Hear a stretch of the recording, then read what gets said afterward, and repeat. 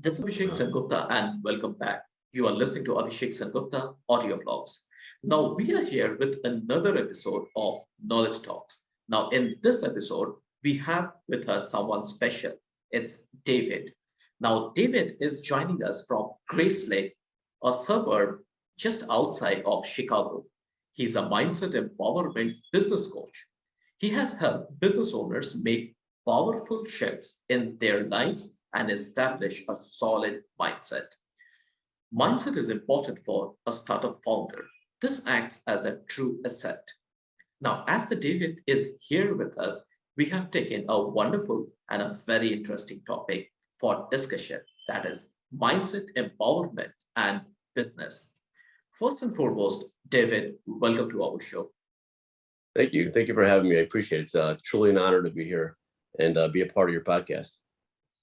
Thank you so much, David. David, I'm going straight to the topic. My point number one here is the mindset empowerment. Now, mindset is very critical for business or any type of work one may take. This is something which determines the success and failure. This makes the way for a better work life. An empowered mindset is one wherein one can focus and remain committed and where one can consistently take action that moves one closer to the things he or she want. There is no scope for doubt and procrastination. David, could you enlighten us on this? Over to you. Sure, Abhishek. You did say something that really makes me understand that you have a keen understanding on the importance of mindset. You had mentioned that the words true asset. And unfortunately, many business owners don't consider this as a true asset. And that's where they're sadly mistaken. If you pay close attention, you'll find that most entrepreneurs that know the secret, and the secret is having a growth mindset.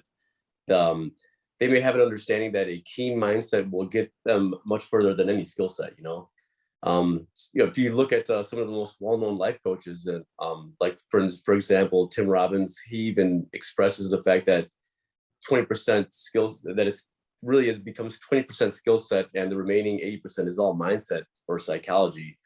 Although I kind of disagree with him, my experience has shown that it's more like closer to 90% mindset and 10% skill set. Like for example, I got a friend that has a couple multi-million dollars of businesses, and he's no different than me and you. He has a high school education, actually. He's naive when it comes to business, but he has a strong belief in always putting his mindset first and foremost. Just before the crash in 2008, he was making millions on the housing market. He was actually able to switch gears in the middle of the crisis and move into the tech space and do the same thing all over again. And he's now making millions in tech. According to him, he did lose it all in the transition, but he was able to rebuild, very easily and in a whole different sector. He has a strong belief in everything he does, and seems like the world pays him back in such a positive way. Wow, So that's great. Yeah, yeah, please no, carry on. definitely. It goes to show you that that powerful mindset can get you out of those little ruts. Well, that's great. I think yeah, over in this discussion, I got two very important points. As you have first thing, you have really stressed that mindset is an asset. Now, we all talk about asset, probably paper assets, real assets, and everything. But most important part is the mindset. So if someone is having a good mindset, the person can stand any sort of distraction, I must say, can stand any sort of adverse situation, because in business it's always peaks and valleys, as Spencer Johnson, because I'm a big fan of Spencer Johnson. In his book Peaks and Valleys, he has mentioned that the peak and valley goes on and on. So the mistakes what person done at the peak brings him down to the valley, and the actions the person takes in the valley takes him up to the peak. So this cycle goes on, and this is very, very relevant in business. Now, many people break when they're down in valley. Now, the mindset is one asset which can help a person to bounce back and reach back to the valley whenever required. Mindset is also important because in business we face many hurdles, we face many kind of negative situation, adverse situation might not be going in our favor, unfavorable situations, I must say.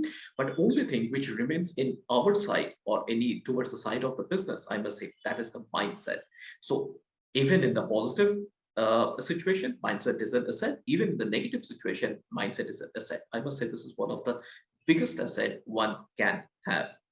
Now, second thing, you have overruled Tony Robbins over here that mindset consists of 90% of anything and 10% is a skill set. So this really gives you, it really stresses how important the mindset is. So two of the very good pointers which we got from you. Now, this takes me to my next point. Now, business and mindset empowerment. Now, an empowered mindset is a belief that your efforts or those of other people will lead to the success in business. It doesn't matter if this path is an uphill battle or a downhill sprint. Now, a growth mindset encourages you to overcome obstacles and view setbacks as opportunities. How do you see this as, David? Over to you. Yes, just to make things clear, a growth mindset is something that's, well, to anybody, is a growth mindset is not something that you just achieve. There's no specific destination. You don't just get to a growth mindset and you're done. A growth mindset applies to various aspects of our lives. You may have a growth mindset when it comes to business per se, but you may have a fixed mindset when it comes to building relationships or in your relationship. What I refer to when I speak to a person with an empowered mindset is a person that is making an effort to make progress in some of those aspects of their life. They may be fixed in certain areas, but have growth mindset in others. The goal is to always have a growth mindset in as many aspects as possible.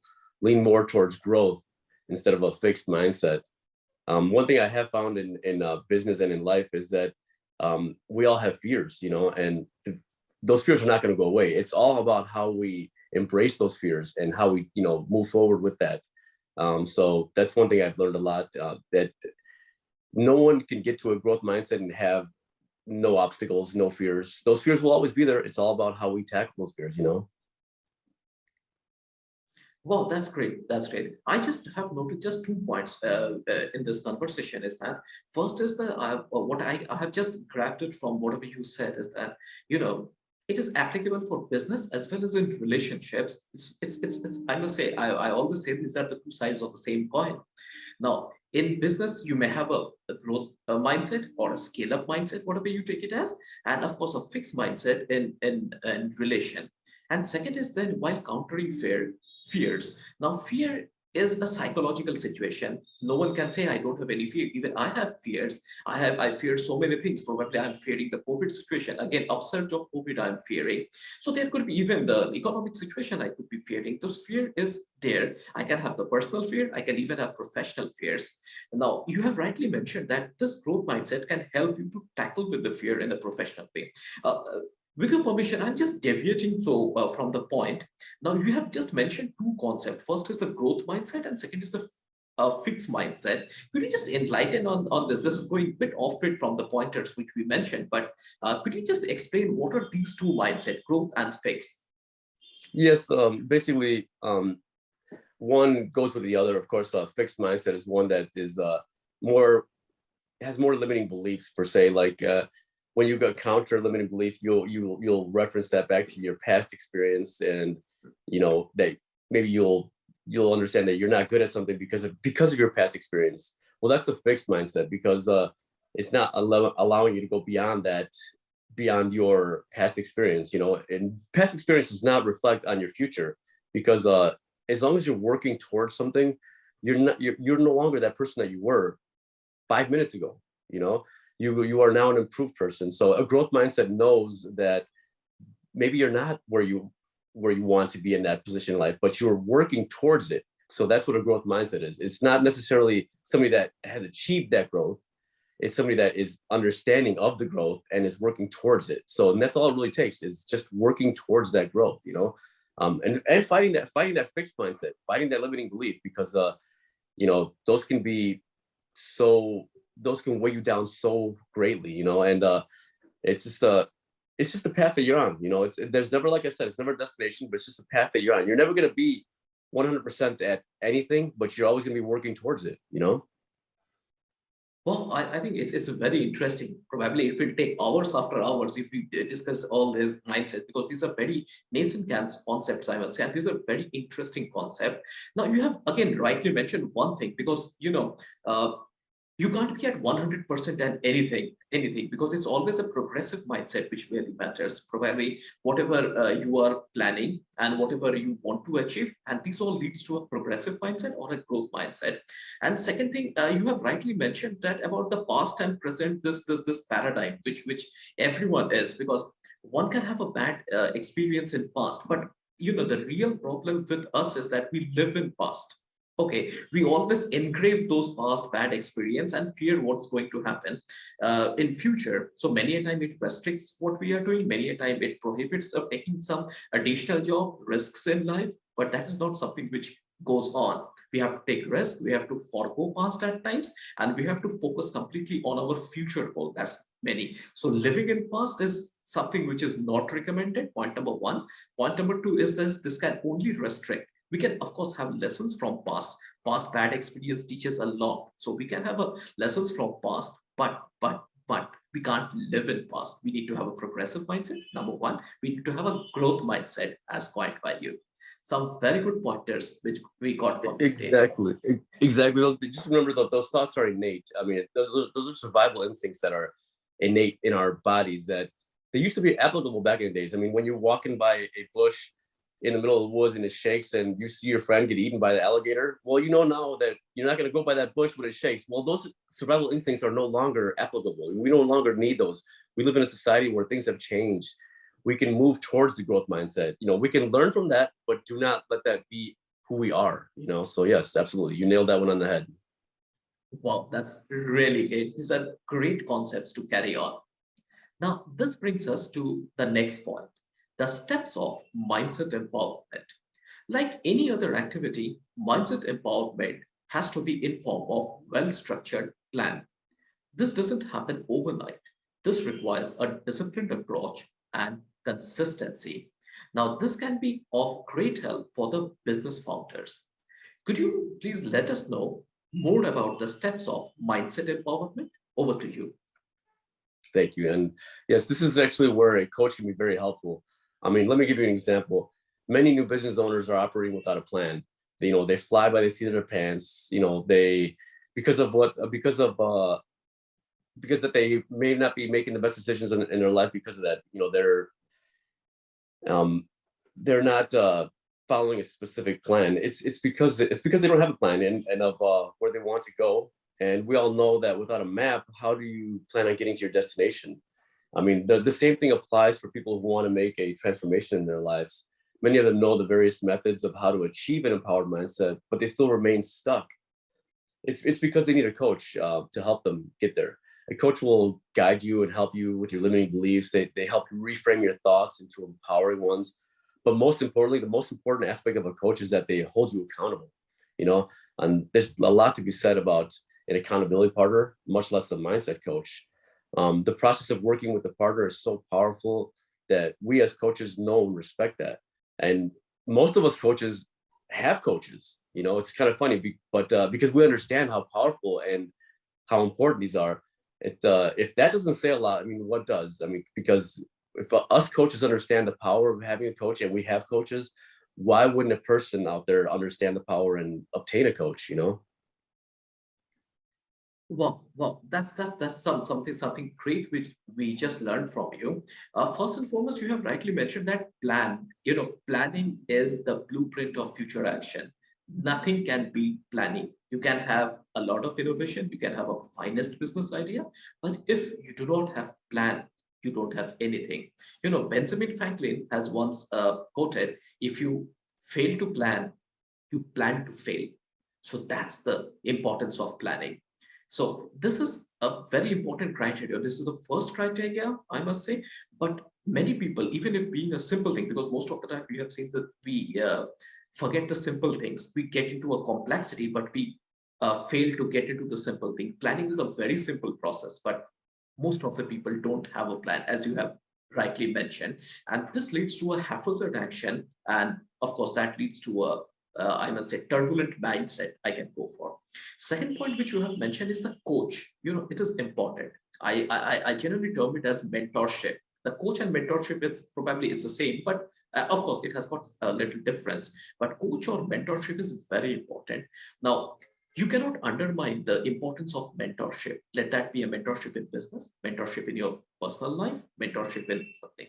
So, in ancient India, we always have a concept of guru. Now, guru is a very, very, it's an English term nowadays. It's actually derived from a old Sanskrit term, that's guru.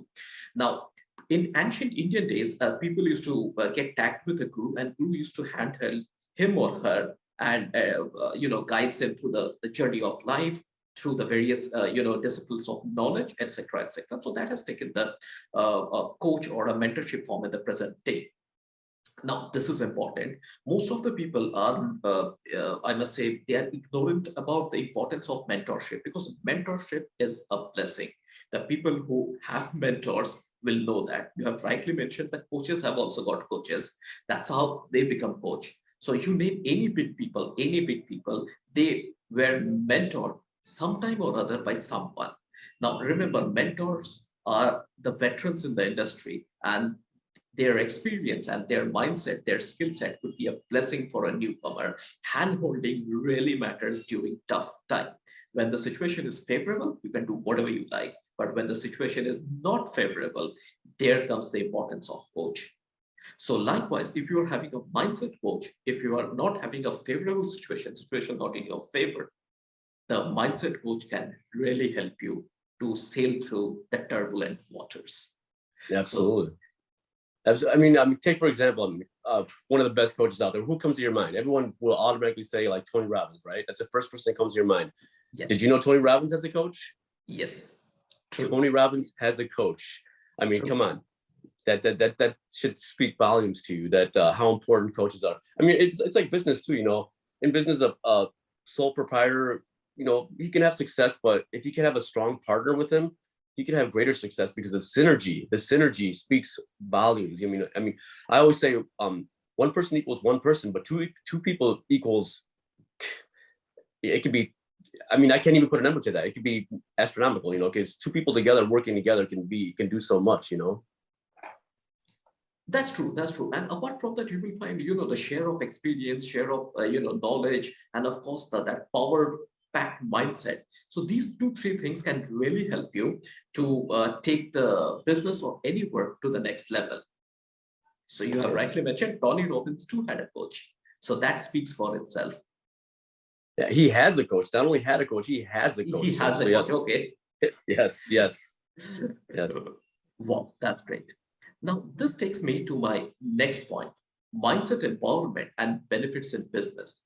An organization that adopts an empowered mindset can position itself to thrive.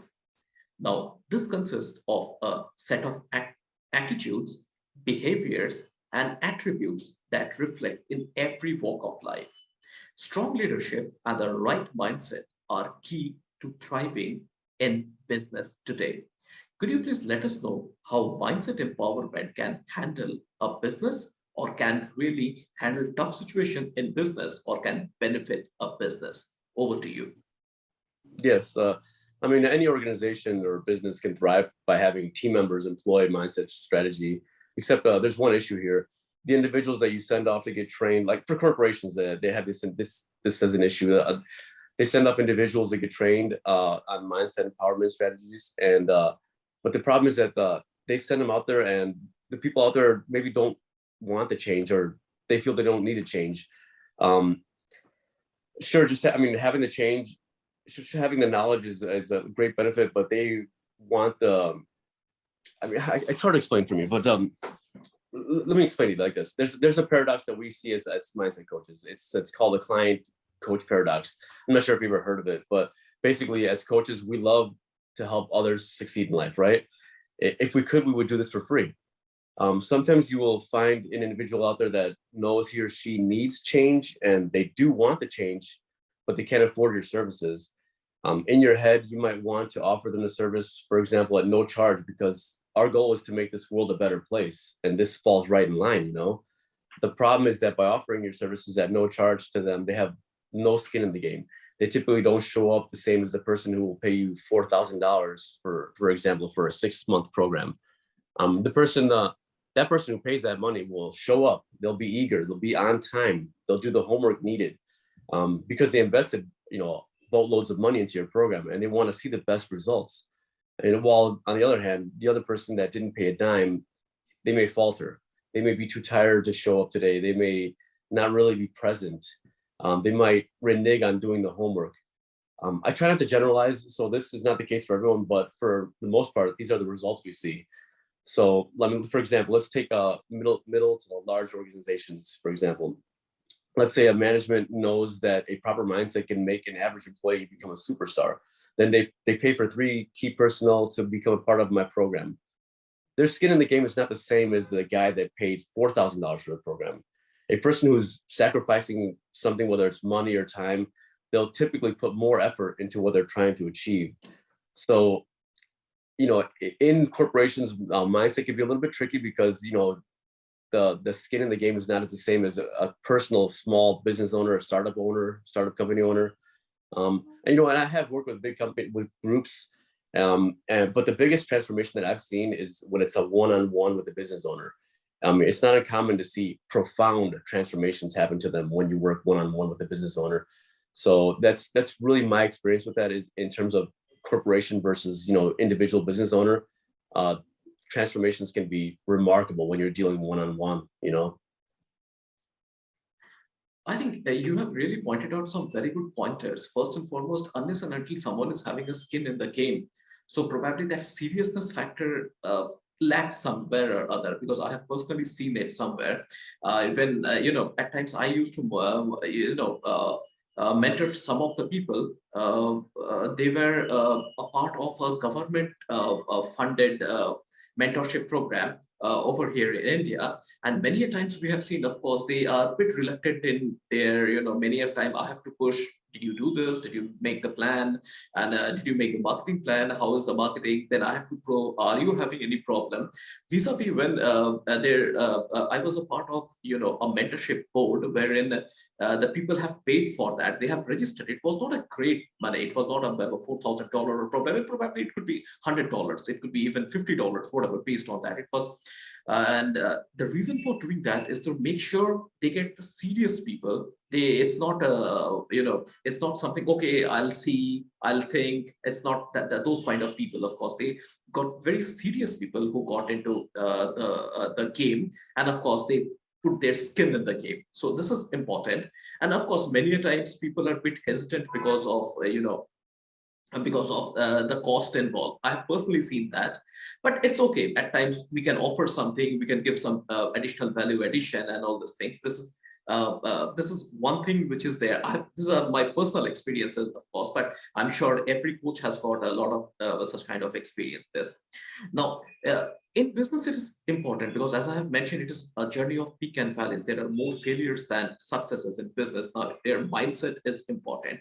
Now, this requires a lot of discipline. It's not that, it's just the discipline, I must say. It's a lot of hard work, a lot of dedication is required. Now, in India, we are very fond of cricket because in US the baseball is a very popular game. In India, we are fond of cricket, and we had he is still there. He's alive, of course.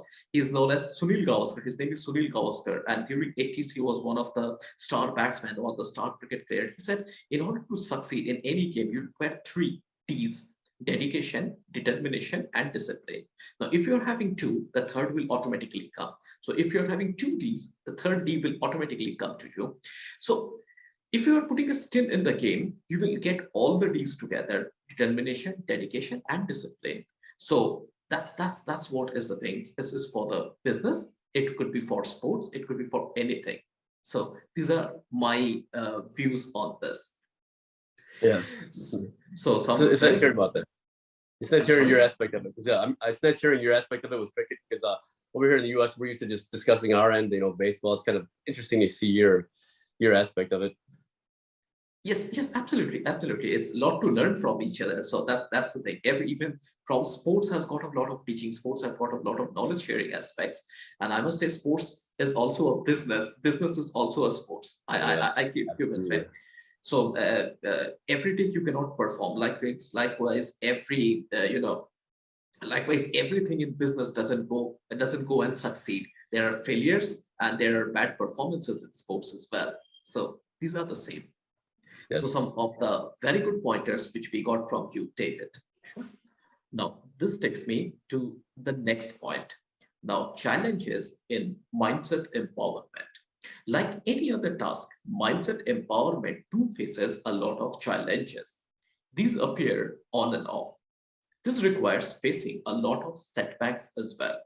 Sometimes these could be demotivating as well.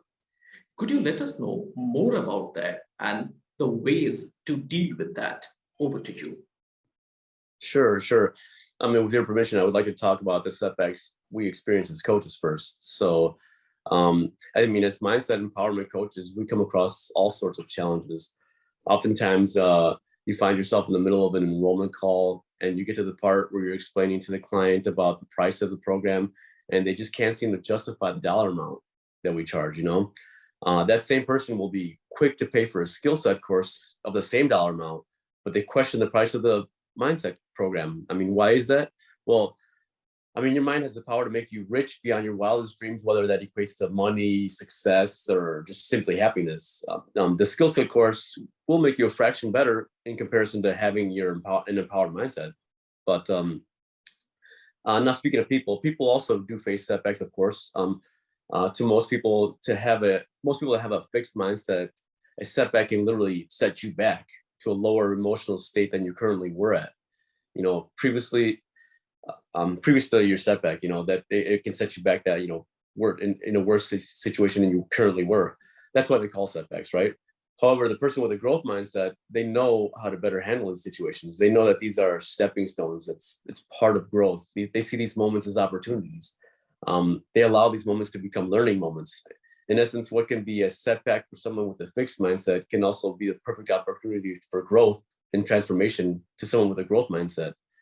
So, I mean, that's pretty much my experiences with people's setbacks. It's like I said before, with fear, it really depends on how you handle the situation. A setback, you can look at it and it can set you back, or you can look at it as an opportunity for growth. And a lot of times, these times in these valleys, when you find yourself in these valleys, these are the perfect opportunity for transformation. I mean, you are in a low place.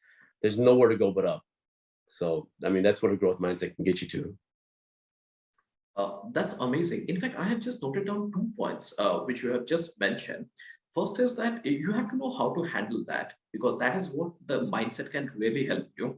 You can have a positive scenario, you can have a negative scenario, but that a negative scenario at times is definitely referred as a setback, but many a times that is not.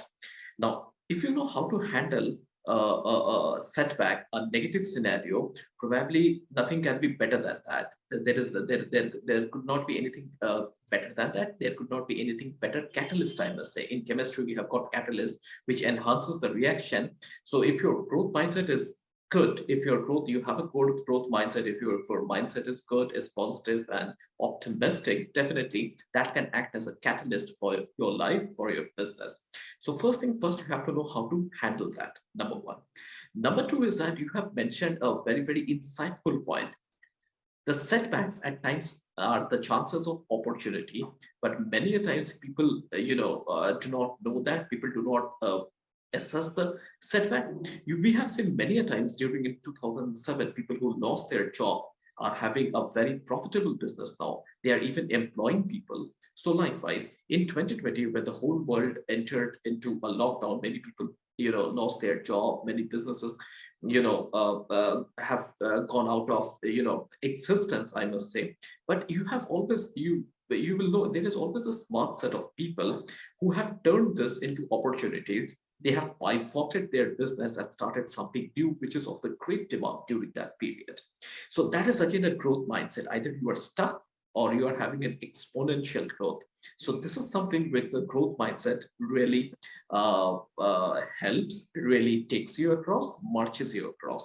So these are very good pointers. I must say that people who are having the setbacks can always assess the situation. You can never know, there is some insightful situations which might come up, some great opportunities might be hidden during such kind of setback times. But you can always know, if the God closes one door, he opens many. You have to find out the Absolutely. open doors. But if Can I our use an minds, example? Can I yes, use an please, example that we can all yes, relate to, please, if you don't mind? yes, yes, My please. apologies. But this is something we can all relate to. I mean, I don't care where you are in the part of the world. Recession. Answer the question. Is it good or bad? Depends on who you're talking to, right? Some people can look at a recession as a bad thing. Millions of people, I mean, not millions of people, but there are going to be people out there in the world that are going to make millions on the recession. So is the recession a good thing or a bad thing? It really depends on how you look at it. It's a perfect example of growth mindset versus fixed mindset when you're talking about a recession, you know? So it's really depends on how you look at it, you know? No, that's absolutely, you're absolutely correct. That's what in a recession, whether the recession is going to be good or bad, depends how I take recession, how I handle recession, and how I find opportunity in a setback. So this is a real thing. It's not a theoretical thing. Many people have really done that, and there could be so many opportunities, because I personally know, where I stay. That is in Kolkata. That's in the eastern part of India. Kolkata used to be capital of India at one point of time, when that colonial rule was there, when the Britishers used to rule. That time, Kolkata was the capital city. We still have a lot of colonial history in Kolkata. So over here, when the lockdown has taken, one person, I'll tell you, he used to run a shop. Now, lockdown, people were not able to go out of the place, so we had got some permission that local authority used to get, who can ferry out different things to the different people at their doorstep. So there is some kind of permission which was given, and this person has taken every opportunity and has catered whatnot. He has sold vegetables. He have brought vegetables to the doorstep of the people. He has done all odd jobs. He has done, probably, it's inspiring. It's a very, very inspiring. It's a very, very inspiring story. I have personally seen that. He has done everything. The kind of diversification this person done, even I can bet even the multi-billion-dollar companies too cannot do, because he was very quick to do that. He's very, very quick to do that. He was, and I must say, if you really want to see how one can explore opportunities, you go and study the business cases of the street vendors, especially in India. Over here, the same person sells lights during a Diwali. Diwali is a festival of lights in here. Over here, same person sells Christmas cake during Christmas. Same person sells colors during Holi, is a color of festival. During Holi, the same person sells colors. So that's kind of during every situation, this person picks up something or other, and he really reaps the opportunity. He really explores the opportunity to the fullest. So the street vendors across the globe offer some of the finest business and the mindset lessons. So these are my It's views on that. it's funny you said that, because literally just yesterday I found myself walking by a street vendor selling Christmas lights that you put around your neck, because they were having a tree lighting event. Man, that guy had a line that you wouldn't believe. And I'm like, wow, that's smart. He probably, yeah, I'm sure he doesn't do it all the time. It's Christmas season, so he adapted that little Christmas light thing, and he's making a killing. You should see the line he had. It was amazing. So these all are really practical examples. Probably if probably the shelves of book can be written on such kind of things, because let that be street vendors, small businesses, they know exactly how to do that. Because there's a saying in India: in case of a cyclone, all big trees fall, but smaller trees know how to hide. So that's the thing. They are a lot to learn from them. So exactly what you have just mentioned, the setback can be a floodgate for opportunities. We have to just explore that, and we have to just go ahead with that. Absolutely. Right. So now this brings us to the end of this episode. We had a very, very insightful discussion with David, some of the very, very good pointers which we got. Any closing remarks would you like to do, David? Over to you. Yeah, no, what I do have to say is that I invite your listeners to ask themselves what small actions they can take today to get them one step closer to their goals. I'm not asking them to go crazy. Just be 1% better tomorrow than you were today. The compound effect of each of these actions can inevitably lead to massive improvement. I invite them to take courageous action today. Take that action, and I promise you it will be worth it. The self-discovery you make will be worth it. Wow, that's great. I think it's a very powerful concept which you have just mentioned, that if you do 1% improvement every day at the end of the year, or probably after a period of time, you will really notice something huge, something huge.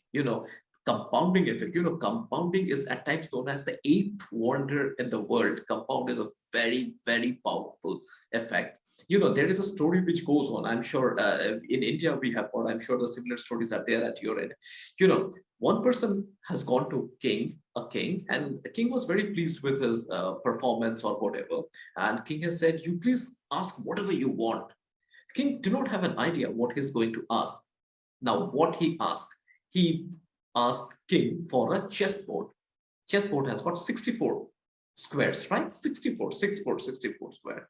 He has asked the king to put one coin, or probably $1, 1 rupee, whatever you take it as, one coin in the first box.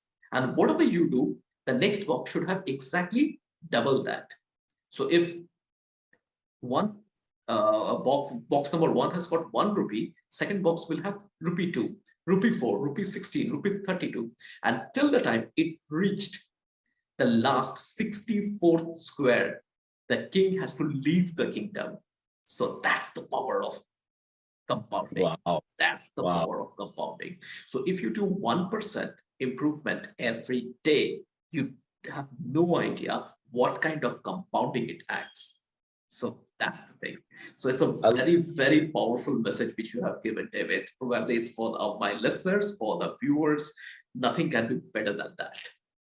Remember, whatever it took you to get you here will not take you there. So always improve, always be improving. Absolutely. Absolutely. There is always a scope of constant learning and constant improving, even on your deathbed. Exactly. So it was a wonderful session with you, David. Thank you so much for being a part of the show. And I will put the connect details and the Instagram handle of David in the description of this video. So anyone would like to connect with him, please go ahead and connect with him. And that's how we got connected. And that is why we are recording this wonderful session. Some of the amazing insights, some of the amazing posts I have seen in his Instagram handle. Please go ahead and follow him. And to my Apple Podcast listeners, I request for a review. I want honest review of how my podcast is helping you and enhancing your life. Thank you so much, David, for being a part of the show. And I'll be back with many such episodes. Till then, stay tuned, stay connected. Have a great day.